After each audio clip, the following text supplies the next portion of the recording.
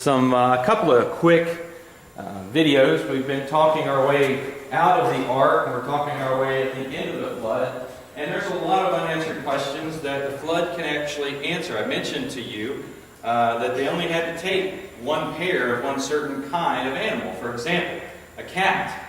How many different types of cats? Cheetahs, lions, tigers. How many different breeds are there today? Not just the house cat. Well, how many did they have to have on the ark? A lot less than you think. And science answers that question as why that is true. Same with dogs. How do we get so many different dogs? Did we have all those dogs on the ark? No, we didn't. There were just a few. Because God built them specially, and their DNA is special, and there's a nice explanation. The other question is, how did all these animals spread out? How did they get to North America? How did they get to South America? Because the ark landed over in the Middle East. So how did those animals cross these great bodies of water? As an ex-sailor, this is really neat because I understand, and I think you'll get it. And this is, when you see the picture, I think you'll understand. And it's really kind of cool. It has to do with the currents in the ocean. All right? So, I'm going to switch it. It takes about 2.5 minutes each, I believe, and then we'll get to our study. So just, some of them are kind of scientific, I admit. But they're really cool. Let's watch the first one on the distribution, or rapid speciation. Just a big word for making different species of animals. Come on. All right, here we go.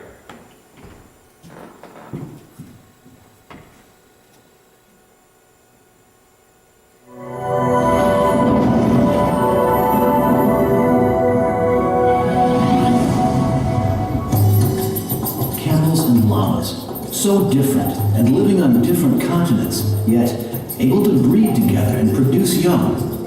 Examples abound of species that can be bred together. Zebras with horses, tigers with lions, potatoes with hot peppers, and so on. This amazes biologists. Based on modern rates of change, new species should quickly lose their ability to interbreed with other species. So, modern species that interbreed must have formed recently and rapidly. It's amazing that camels and llamas, though separated by oceans and thousands of miles, came from the same parents in relatively recent times. So how could such major changes have arisen so rapidly?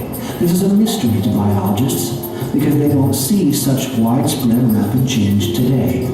And they don't know of any natural process that can create the biological information necessary for such changes. The biblical account of creation may provide the answer to this mystery. Breeders have long known that domesticated plants and animals possess a huge reserve of information that can produce a stunning variety of shapes and functions. Most modern dogs, for example, came from just a handful of breeds in the 1600s. And these dogs have a wide range of features that suit them for a wide variety of environments, from sledding at the poles to hunting in the desert. And none of that variety was put there by humans. The information was already built into the dogs. Such variety of information can be found in cattle, pheasants, pigeons, apples, orchids, and many other domesticated plants and animals. If all the non-domesticated animals on the ark had this same wealth of information, then we could understand how a single pair of cats could produce all known cats. Today, crossbreeding between domestic cats and wild cats, between cougars and leopards, between lions and tigers indicate that all modern cat species are the same created kind. The original cat kind carried all the information necessary to build the variety of cats we see today. But where did this information come from in the first place? The Bible reveals that God created all the animal and plant kinds in the beginning. And we're now learning that God placed a huge amount of information within each created kind, allowing them to diversify into the myriad of plants and animals we see today. The information was there, all there, right from the start. This is not evolution from a lower form of life. It's creation by an all-knowing, all-powerful, infinitely wise Creator who is worthy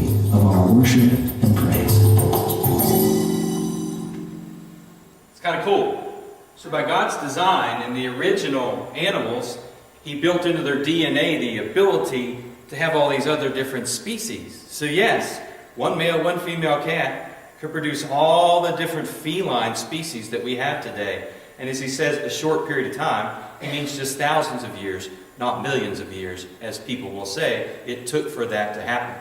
So it's kind of cool, all right? It's built into the DNA by the Creator. And unfortunately, biologists don't want to believe that.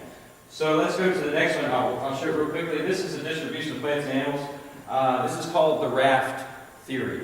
And this is really unique. How did animals get to other continents?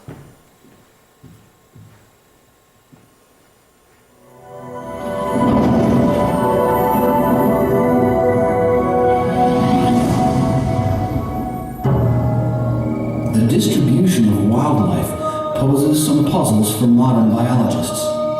Why do we find giant land tortoises on islands in the Pacific Ocean and 10,000 miles away in the Indian Ocean, but nowhere in between?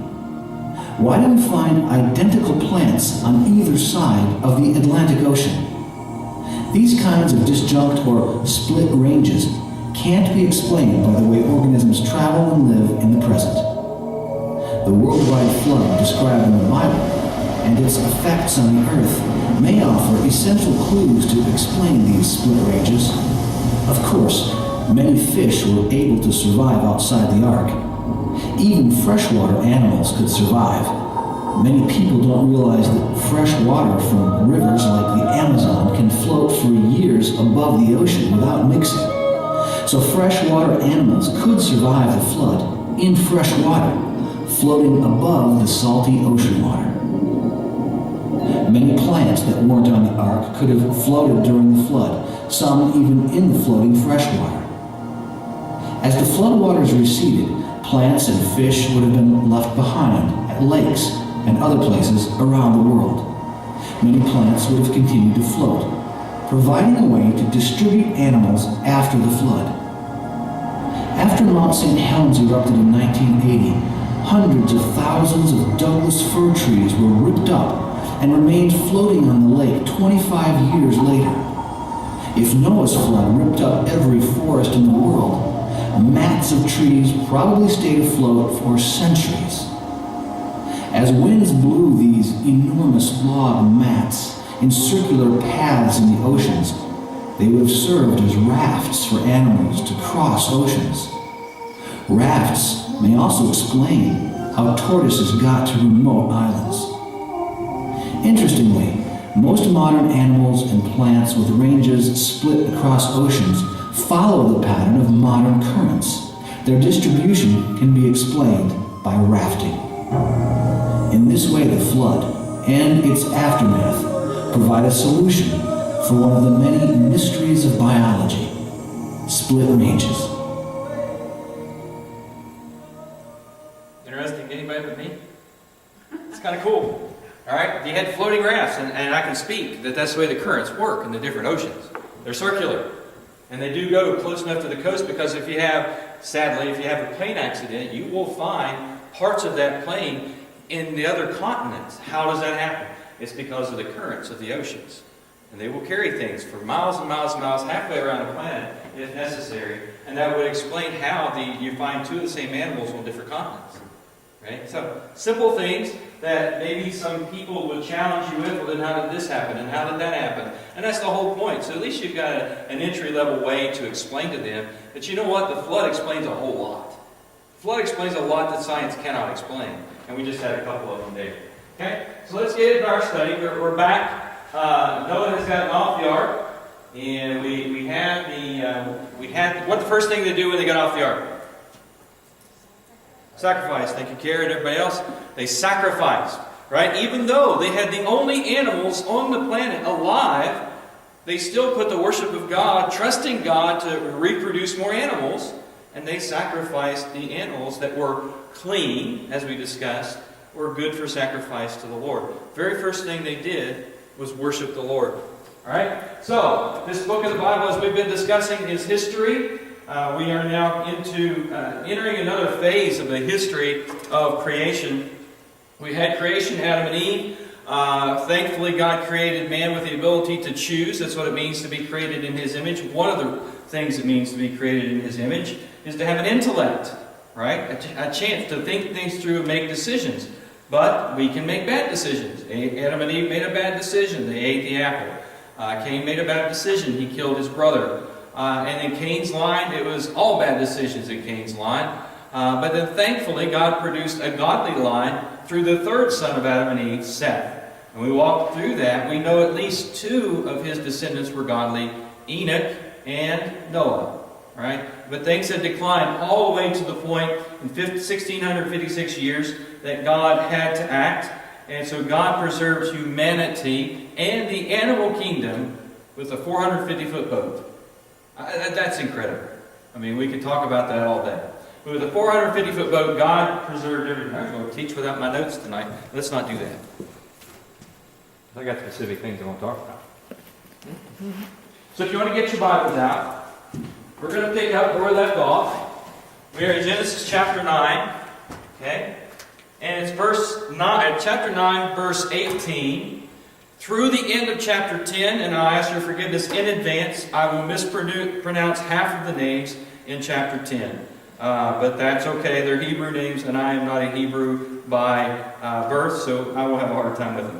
So Genesis 9:18 through the end of Genesis 10, and it's not as long as it sounds.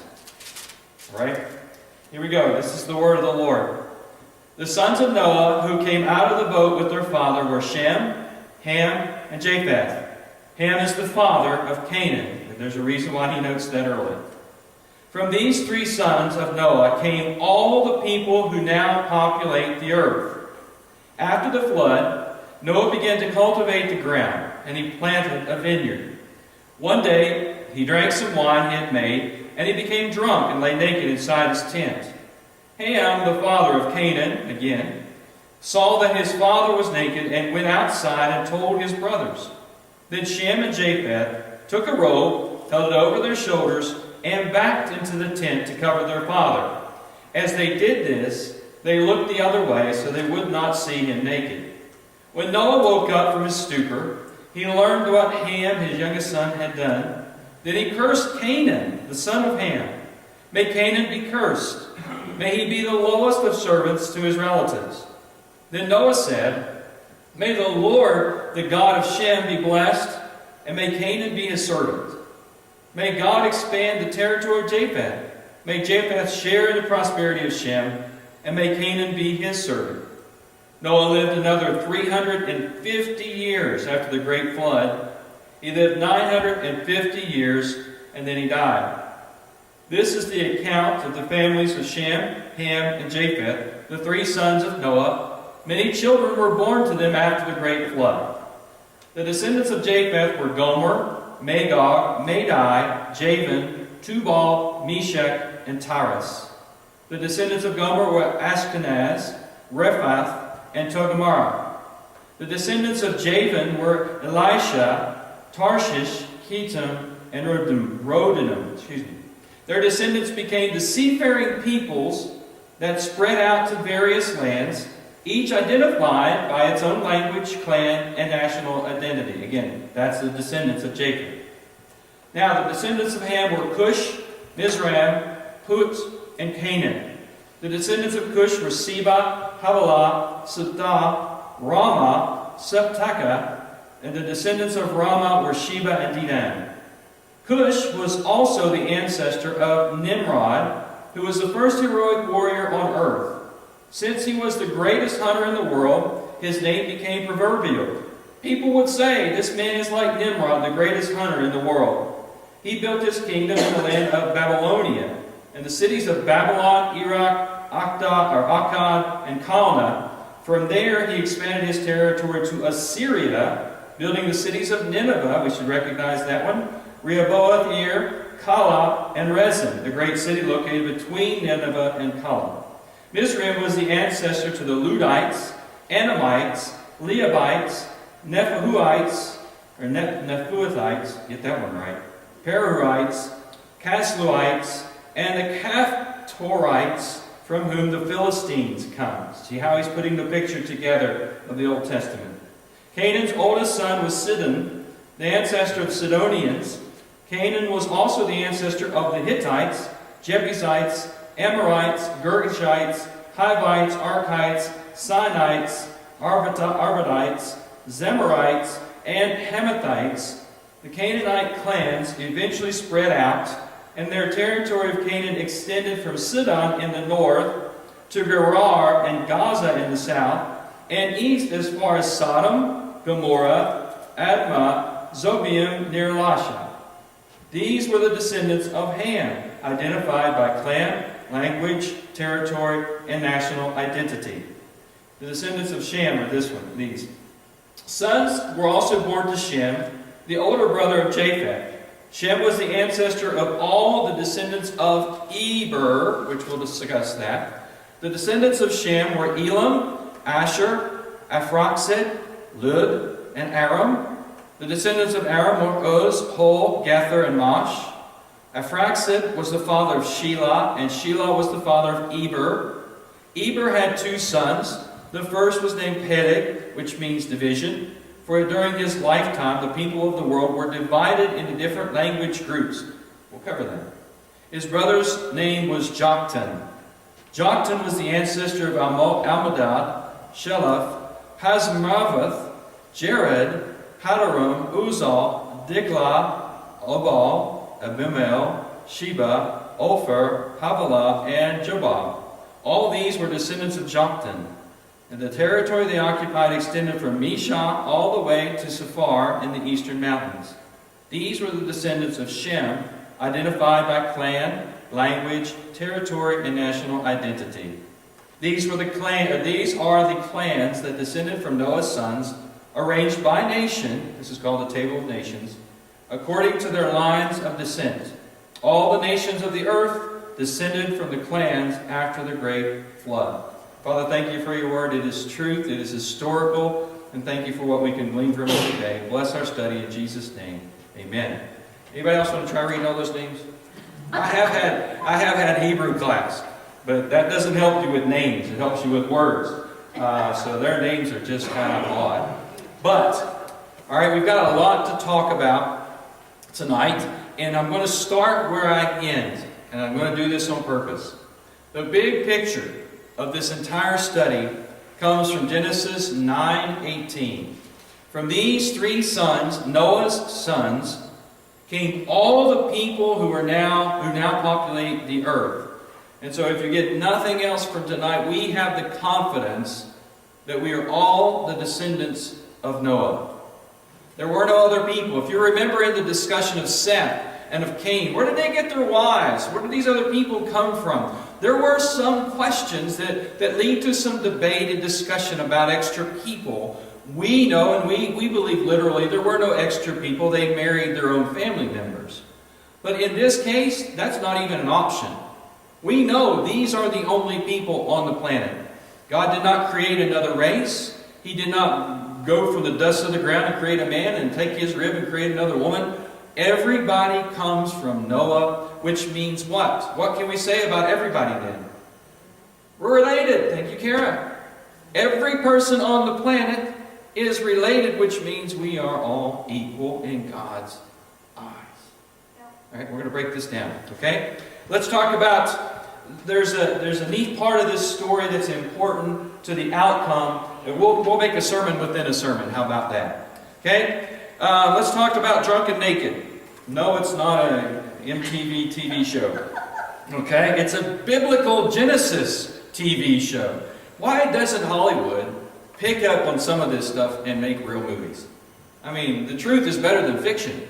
Because this is a true story. Alright? We learned that the first thing Noah did when he hit the ground was make sacrifices to God. Thank you. What a godly move. Right? What an awesome thing to do. And then, what's he do next? He begins to plant. What does he plant? A vineyard of many things. This is just the part that pertains to the story. Okay? A vineyard would have taken years. If you've never worked a vineyard, there's one right out back here that I used to work. I learned a lot about vineyards. They're slow. I mean, they're really slow to start. They take a lot of cultivation. They take a lot of work. And once you cultivate it, it may take years before you actually get a grape off of it. So they're a lot of work, they're very timely. So this was, again, this is a compact part of the story. This took years, what we're talking about. It wasn't quick. Okay? So over the course of years, Noah grew a grape arbor. Okay? And he had a good crop of grapes. And he did what anybody would have done with a vineyard with grapes. He made wine. Okay? That's what grapes are for. Who would grow a vineyard and not make wine? It was wine and not grape juice, by the way. There is a Hebrew word for juice, and it's not used here. And we know, too, it was alcoholic because he got intoxicated by it. There's a Greek word or Hebrew word for intoxication, and it is used here. So we know this is real wine that he is making. Now, before I go further, I want to say this. This isn't the main point. Okay? Please don't hang on this as the most important thing we're talking about tonight. This is really the sermon within the sermon. Okay? But let's walk through this because there are two real important parts that I want to take from this scenario. First, Noah was righteous, but he wasn't perfect. Boom. All right. Oh, I did it again almost. Here we go. Noah was righteous, but he was not perfect. Okay? We must always remember where righteousness comes from. It comes from God. It's not our righteousness. It is righteousness that is imparted to us because of our faith. Noah was a good man. He lived a good life. But without faith in that righteousness, he would have died in the flood just like everybody else. So it was his faith that brought him through the flood, and it was his faith that gave him that righteousness. But even though he was righteous, he was not perfect. And you can't equate the two. He committed a sin. The question is, at what point did he sin? First, growing a vineyard is not a sin. Okay? Producing grapes is spiritually neutral. There's a lot of aspiritual things in this world. It's like producing socks. They are not spiritual. The production of socks cannot be negative or positive. It's what you do with them eventually that can be. And so, again, planting a vineyard, aspiritual. It's not a sin. They planted vineyards all the way back, obviously, before the flood, because he had to keep the seeds. And so, obviously, they've been around a long time, and he prepared on purpose to plant a vineyard. Again, the same thing is said in the first century. Jesus went many times to vineyards, and he used vines and branches and grapes and things like that as illustrations. And so, obviously, growing grapes or growing a vineyard is not a sin. Second thing, and it may shock you, making wine was not a sin. That's what they did with grapes. Okay, that was early centuries. They did that with grapes. Later in the first century, they did that with grapes. Again, the Greek word for wine and grape juice, there's two different words.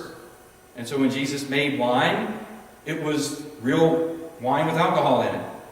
So if making wine is a sin, then that's a problem, because Jesus was sinless. And so growing the vineyard was not the sin. Making the wine was not the sin. What was the sin? The intoxication.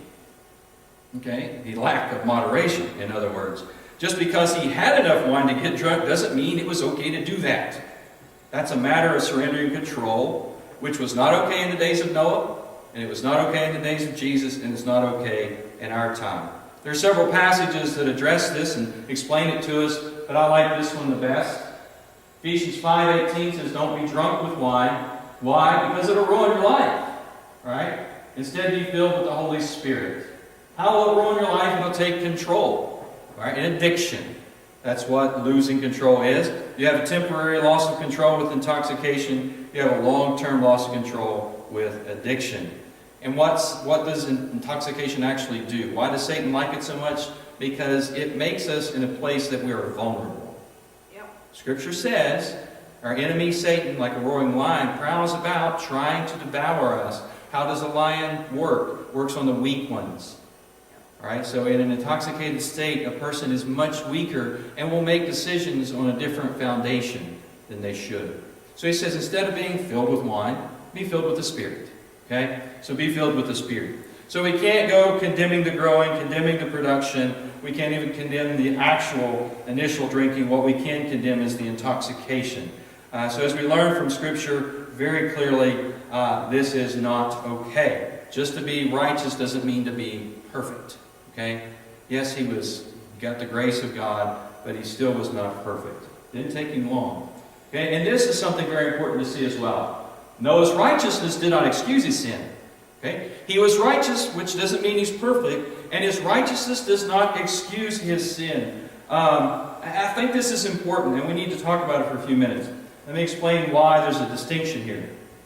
Where I see this most is in the family.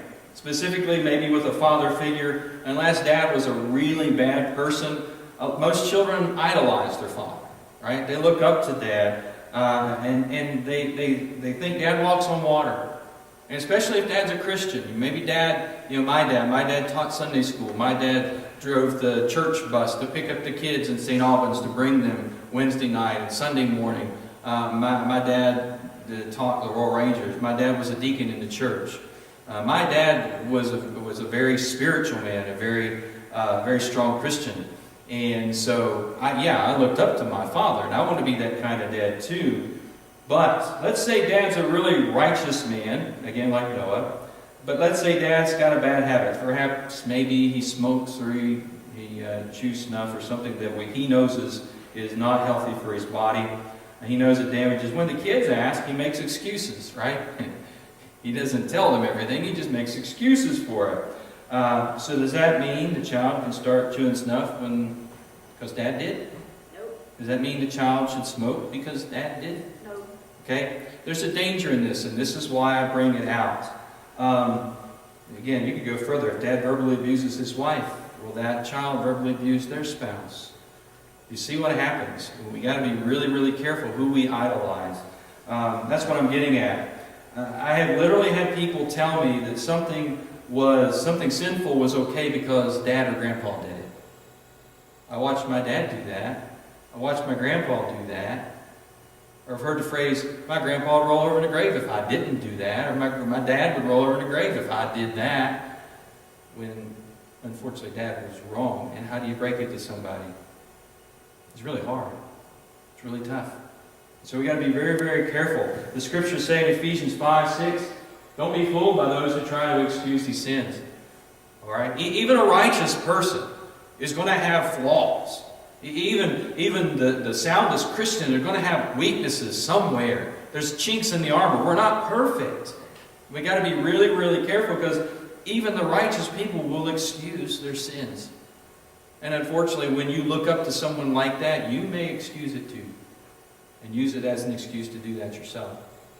Okay? So could the sons have looked at their father's drunkenness and said, hey, dad did it. I guess it's okay for us too. That's a very dangerous situation to be in. So again, we got to be careful who we idolize and who we look up to. Just because dad did it doesn't make it right. Or because dad didn't do it doesn't make it wrong.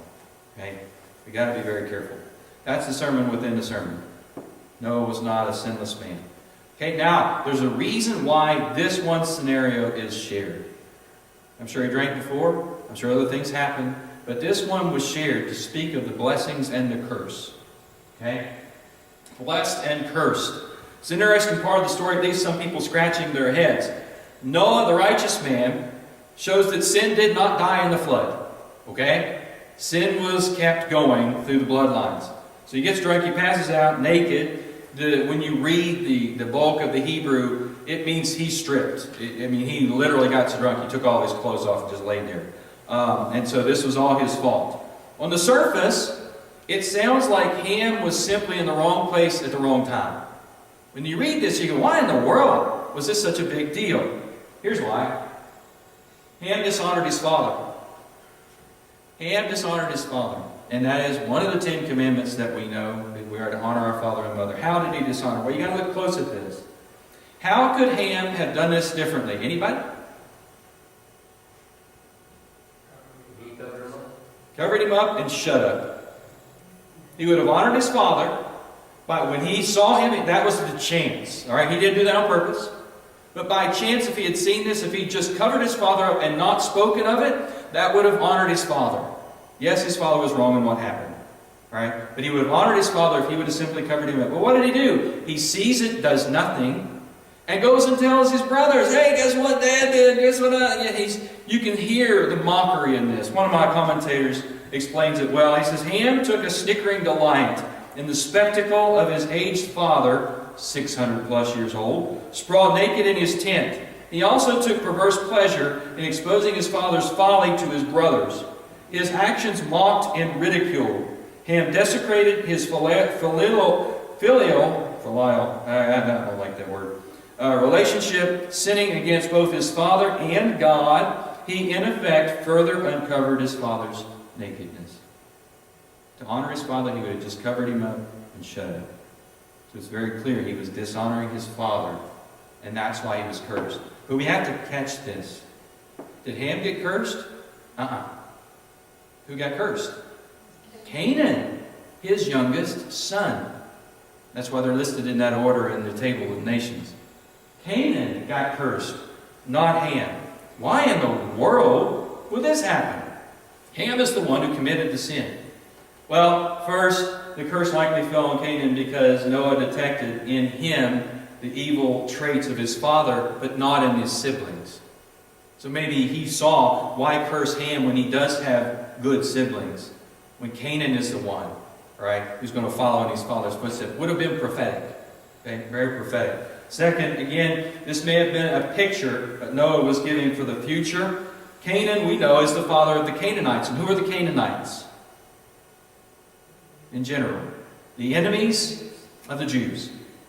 Canaanites were the enemies of the Jews traveling from Egypt specifically into the Promised Land. The Canaanites were the ones they had to run out of the Promised Land. The Canaanites, we can track pornography back to the Canaanites, historically and archaeologically. That's where the earliest known drawings and carvings and things come by, are the Canaanite cultures. So we know the Canaanites, the children of Cain, were wicked people. And so again, it could have just simply been prophetic. Now I need to address the ugly false theology that this point dispels. Anybody ever heard the curse of Ham? Okay? Some people have heard of the curse of Ham. And here it goes. Some early Israelite, Jewish theologians determined and put in their Babylonian Talmud that this curse changed Ham's skin color. That it's written extra-biblically. It's not in the text. Extra-biblically, by their tradition, the curse of Ham turned his skin black. Okay? And so, since his skin was black and he was called to be the servants of the other two brothers, all of his descendants should be the servants of light-skinned people. And the early church took it and ran with it. Right? The early church, unfortunately, took it and ran with it. It became the basis for slavery in the 18th and 19th centuries in Europe, and it became the basis for slavery in the United States in the 20th century. What's the verse that supports that? There isn't one. It came out of the Talmud, the Babylonian Talmud, which is a Jewish writing. It doesn't say in the scriptures that his skin was turned black. And so, sadly, that's what it's drawn from. And so people have used it in a wicked way. This is evil theology. Yeah. Pure evil theology to justify prejudice. And it's not true. Yes, their skin changed color because, as we're going to talk, most of his descendants went south. They went into the hotter climates, and there would have been some microevolution. The body does adjust. The ones in the northern stayed a lighter toned skin. The ones in the southern, naturally, their skin tone began to change over time. And so all of his sons would have had the same skin tone. They were born of the same father and the same mother. And so there had to be changes after. There's no way, right? The curse was not given to Ham. That's the big answer. Somebody wants to say it's the curse of Ham. There is no curse of Ham. There's a curse of Canaan. All right, that's the answer. Someone wants to be prejudiced and justify treating someone lower than themselves because of their skin color, then they can't use the curse of Ham because it doesn't exist. It's actually the curse of Canaan. And the curse of Canaan, as we'll see, was a curse that would be hold them below his brothers in Israel. Okay? Now, let's go to the positive side of this. Shem and Joseph, Japheth, honored their father. You heard the story. They hear his brother giggling and laughing about it. They go grab a coat, they walk in backwards, and they cover him up. Right? They honored their father. They didn't look upon him. Even though he was in the wrong, they still honored their father. And that's why they were blessed. Here was the cursings and the blessing. Canaan would serve both brothers. Canaan would wind up serving the Israelites. He would wind up serving the Romans in the first century. He would wind up serving everybody else, the Canaanites specifically, which remember, the Canaanites are not all the descendants of Ham. Okay? So they would serve both brothers. And both brothers, Japheth and Shem, would prosper. They would share in prosperity. Okay? Both of them would share. That was the blessing. Okay? So that gets us to the beginning of 10. And trust me, 3 minutes will be plenty. Red, yellow, black, and white. Where's that come from? Jesus loves the little children of the world. We teach our kids this. We teach our kids this. And this is where it comes from. And this is why it's so important that we do teach our kids it. They're all precious in His sight because we all come from the same family. The people of I'm giving you the speed read because we don't need all the details, so we just need some. I'll give you the generals. The people of Japheth were the people in the north. Alright? You got Mount Ararat there in the Mideast. The people of Japheth went north. And we know that how? By archaeology and by other texts. We know that if you heard some of his sons' names, you know that some of those cities are literally found in the north by archaeologists. And so we know his people went north. They would have been the more fair-skinned people. Guess who we're from? Those became the Europeans. That's us. Most of us are majority European. And so we are of the children of Japheth. Japheth is basically our ancestor from Noah. Then you've got Shem. Shem is Hebrews. And I use Hebrews here, again, kind of like we use Canaan. Hebrews was one branch of the family of Shem. But it was the important branch. They came from Eber, which is the root of Hebrew in the language. So that's where they get and we're going to talk more about that. They came from Eber through Peleg. We will get Abraham, or Abram, who becomes Abraham.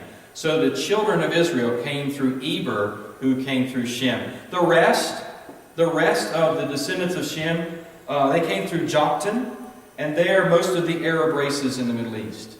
Okay? So most of the other Arab nations are also of Shem. So think about it. They're one big happy family, right? Unhappy family. They fight amongst themselves and they're the same race. Then you've got Ham. The people of Ham were the people to the south. They traveled south again. Of note, Egypt. Egyptians are the people of Ham. Babylonians, as we heard, are the people of Ham. Ethiopians are the people of Ham. Canaan was actually the oddball. He's the one who stayed on the coast of the Mediterranean Sea in the Middle East. Most of them went south. Right? But Canaan stayed. And Canaan wound up being a thorn in the flesh of the Israelites, which the rest of the Old Testament from this point on is going to spell out. Okay? Just to conclude, let me go back where I started. Every nation came from Noah. Okay? Every nation came from Noah. Yes, some of us came from Japheth, some came from Shem, some came from Ham. We all came from Noah. Who came from Seth? Who came from Adam? We all have the same bloodlines running through our veins. And so there is no reason to ever think that anyone is greater than anyone else due to race or nationality. We're all one race, and that's the human race. Right? And so, all right, we'll go back and we'll continue this in a couple of weeks. Next week, as I shared, I'll be in Cleveland. I may be back in time, but I won't be here. That's my plan will be to firmly have my backside in my chair at my house, and so I can work the next day. So you'll have one of our folks. Hopefully, Tommy can do it. If not, Chris Russell may be able to help us out. So you have one of our other guys, one of our other deacons speaking next Wednesday. The following Wednesday is I'll be in Salt Lake City, Utah, on April the 10th. I'm training in another civilian marriage conference curriculum, and so I'll be trained. That's my third. And then we'll have the business meeting on the 17th, which you're going to vote so we can get a better projector. Okay, that's one of the exciting things. You need to be here April 17th, so I can get rid of this 15-year-old projector and get one that actually puts stuff up there we can see and watch videos on. Okay, so that's coming, and then we will pick up and we'll be right at the Tower of Babel when we come back after Easter. So that is the plan. Please make sure you're still faithful to our deacons who get to speak. They all have gifts and talents, and they will bring a good message when they come. All right, Beth? Let's sing number 518. Won't you stand with us as we sing number 518?